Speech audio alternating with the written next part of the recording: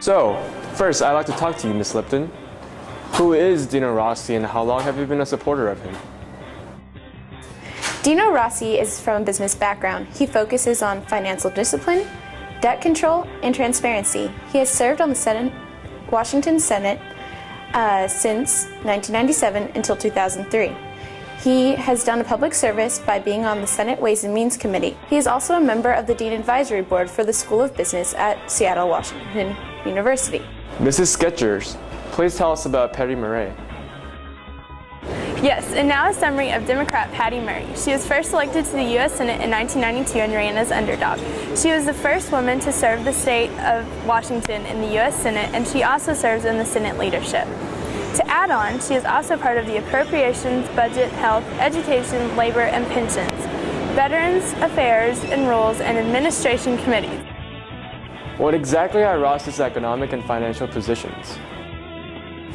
Well, Dino Rossi has been inspired to run for Senate because of massive spending bills and government expansion that has been approved by Congress. Dino Rossi also plans to work vigorously on promoting job creation by extending Bush tax cuts. Rossi disapproves of the economic stimulus package, the health care bill, and job-killing energy taxes like the cap and trade. Let's be clear, Murray also supports extending the tax cuts to 95% of Americans who really need it. She also believes that the strong education programs and workforce development are essential to promoting a healthy employment rate and a sound economy.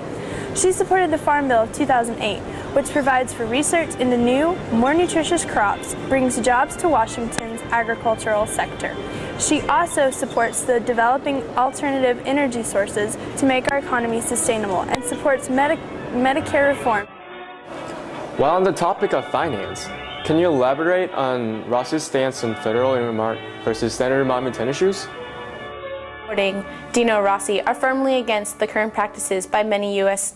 state senators, including Senator Murray, of getting big pork projects for their home state that results in deficit spending to win support in elections.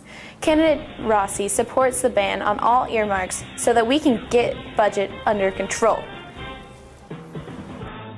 Wait a minute, Ms. Lipton.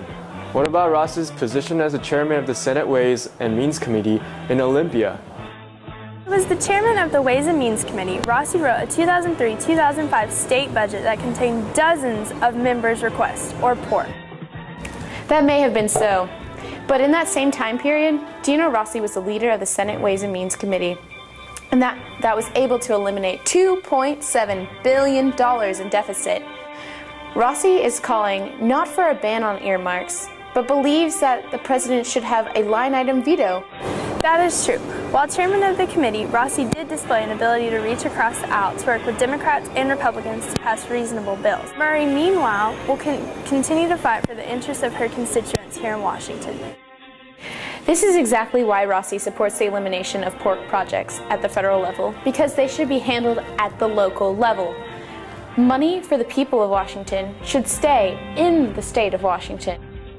We all know that Rossi plans to win Washingtonians over with his conservative ideas for our struggling economy, but what else will give him an edge that could win him this race?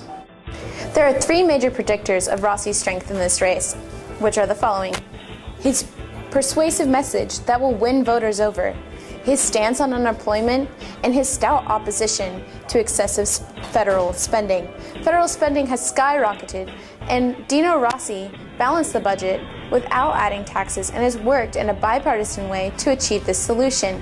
Administratively, Rossi is set for success as he has hired Pat Shortridge as his campaign manager, whose expertise in national campaigning and running has made people take notice of him nationwide. Rossi has also the support of Lou Morris, who revolutionized the campaign with his insurgent candidacy of Ron Paul in 2000. This may be Murray's most difficult election by far, as she has won her last three fairly easily. Anti-incumbent trends might not work on her, as her grassroots rise to power doesn't make her a typical establishment candidate. But what do the actual polls say? Most recently, Murray was at 51% and Rossi was at 46%, leaners included. Even when leaners are not included, Murray leads 49 to 46. Rossi holds a 10 points lead among voters not affiliated with either of the major political parties.